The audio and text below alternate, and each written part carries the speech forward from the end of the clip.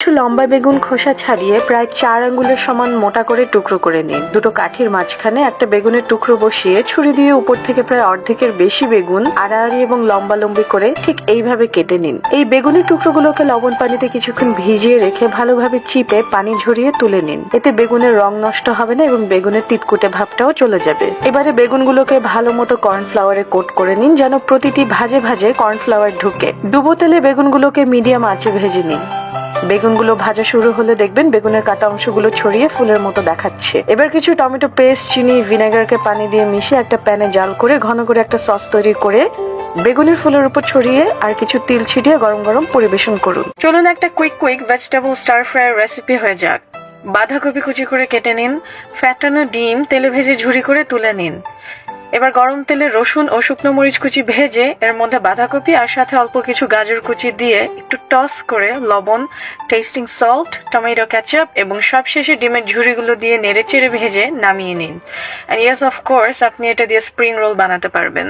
আপনি 1 থেকে 10 পর্যন্ত গুনবেন আর এই রেসিপিটি তৈরি হয়ে যাবে। মানে বলতে চাচ্ছি রেসিপিটি এতই সহজ। কিছু পাকা কলা ম্যাশ করে নিন। পাকা কলা যথেষ্ট মিষ্টি হয়ে থাকে তাই বাড়তি চিনি না দিলেও চলবে। এবার ছোট ছোট ময়দার গোল রুটির ভেতর অল্প ম্যাশড বানানা দিয়ে পুলি পিঠার মতো ভাঁজ করে খোলা মুখ কাঁটা চামচ দিয়ে এভাবে চেপে বন্ধ করে দিন। এবার ফ্যাটানো ডিমে চুবিয়ে ব্রেড ক্রাম্বে গড়িয়ে ডিপ ফ্রাই করে ভেজে তুলুন। বানানা হাফ মুন। বড় সাইজের আলুকে কেটে এরকম চারকোনা টুকরো বানিয়ে নিন। দুটো কাঠির মাঝখানে আলুকে বসিয়ে উপর থেকে প্রায় অর্ধেকের বেশি অংশ এইভাবে কেটে নিন। এবার কাটা আলুগুলোকে লবণ পানিতে ভিজিয়ে রাখুন, এতে আলুগুলো নরম হবে। আলুগুলো এবার পানি ঝরিয়ে কর্নফ্লাওয়ার দিয়ে প্রতিটি ভাজে ভাজে ভালো করে কোট করে নিন। ডুবো তেলে লাল করে আলুগুলোকে ভেজে তুলুন। ভাজার পর আলুগুলোকে সুন্দর ফুলের মতো দেখাবে। এবার সাদা তিল ও কেচাপ দিয়ে গার্নিশ করে নিলেই এটা তৈরি। স্প্রিং রোল কিংবা সামোসা তৈরির বাজারে যে রেডিমেড শিটগুলো পাওয়া যায় সেগুলো থেকে একটা শিট তুলে নিয়ে লম্বালম্বি ভাবে ভাঁজ করে তারপর এটাকে আরেকটা ভাঁজ করে ছুরি দিয়ে ঠিক যেভাবে আপনারা ভিডিওতে দেখতে পাচ্ছেন সেভাবে কেটে দিন। এরপর ভাঁজ খুলে লম্বা অংশটি ঠিক এভাবে রোল করে নিয়ে একটা টুথপিক দিয়ে আটকে দিলেই ছুরি দিয়ে চেরা অংশগুলোকে ফুলের মতো দেখাবে। একটা বাটিতে ডিম ফেটিয়ে কর্ন মিক্স করে পেস্ট্রি শিটের ফুলগুলোকে এই ডিমের মধ্যে চুবিয়ে ডুবো তেলে মচমচে এবং সোনালি করে ভেজে তুলুন। একটি বাটিতে tomato ketchup, light soya sauce, চিনি ও ভিনেগার কিছু পানি দিয়ে মিশিয়ে এই মিশ্রণটি প্যানে জাল দিয়ে ফুটিয়ে ঘন করে নিন। ফ্রাই করে রাখা ফুলগুলোর ওপরে ছড়িয়ে পরিবেশন করুন।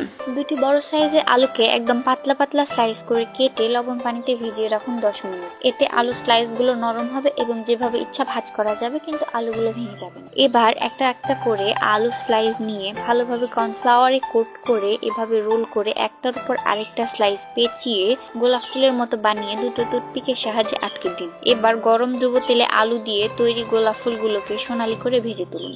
এবার ফুলগুলোর উপরে সস ও সাদা তিল ছড়িয়ে পরিবেশন করুন। বড় সাইজের আলুকে দুভাগ করে কেটে তারপর ছুরির সাহায্যে এভাবে ডিজাইন করে চিড়ে নিন। এবারে আলুগুলোকে লবণ পানিতে কিছুক্ষণ ভিজিয়ে রেখে দিন যাতে আলুগুলো একটু নরম হয় এবং ভেঙে না যায়। কিছু কর্নফ্লাওয়ার নিয়ে সম্পূর্ণ আলু ভালোভাবে কোট করে নিন। প্রতিটি কাটা অংশের ফাঁকে ফাঁকে কর্নফ্লাওয়ার ভালো করে লাগিয়ে দিন।